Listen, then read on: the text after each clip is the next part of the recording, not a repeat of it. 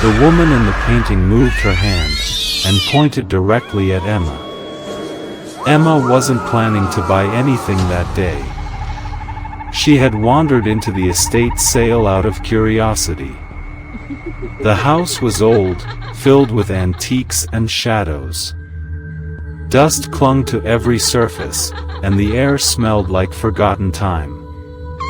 Then she saw it. A portrait, tucked away in a corner behind broken furniture. It was of a woman, early 30s, dressed in black Victorian clothing, with pale skin and sorrowful eyes. But it wasn't the sadness that drew Emma in, it was something else. Something deeper. The woman's eyes seemed to follow her, as if they knew her. As if they'd been waiting. "How much for that painting?" Emma asked. $10, the seller replied quickly. Too quickly. Emma didn't think twice.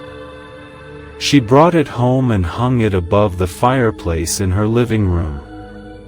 That night, as she curled up with a book, she glanced at the painting. The woman's face looked different. The sadness was still there, but now, it was tinged with anger. Or maybe contempt. Emma brushed it off as lighting.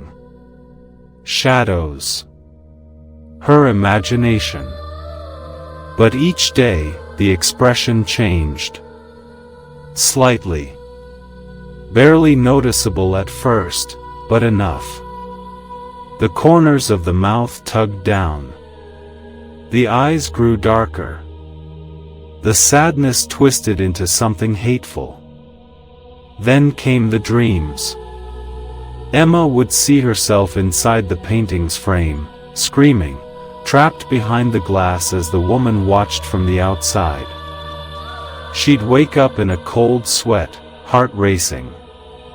One night, she awoke at 3:07 a.m. and walked into the living room without knowing why. The painting was glowing faintly in the dark. And the woman's hand was raised. Her finger extended. Pointing. Directly at Emma. A whisper filled the room.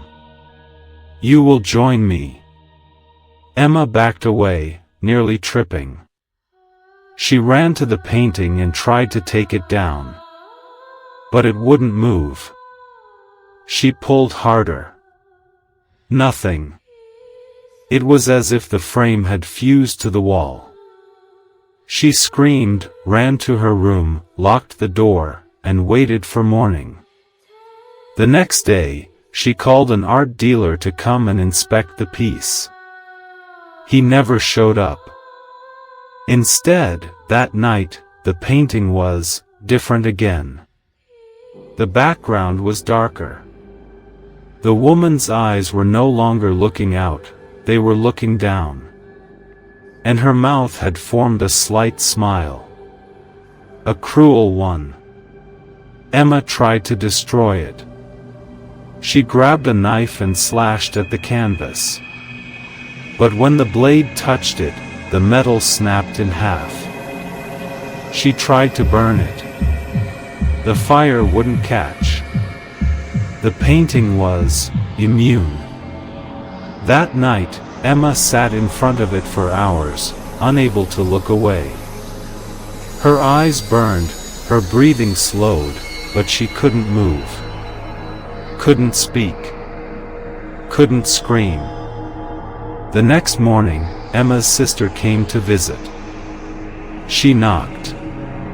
No answer. She entered through the back door and found Emma sitting on the floor in front of the fireplace. Her eyes wide open. Her mouth frozen mid-scream. Dead. But that wasn't the worst part. She looked up. At the portrait.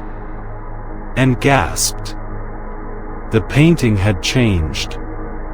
The woman inside now had Emma's eyes. Emma's mouth. And behind her, another faint figure was beginning to appear. Someone new.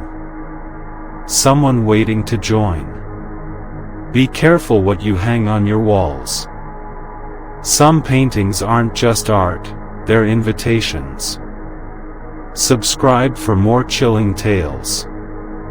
And don't turn your back on the canvas.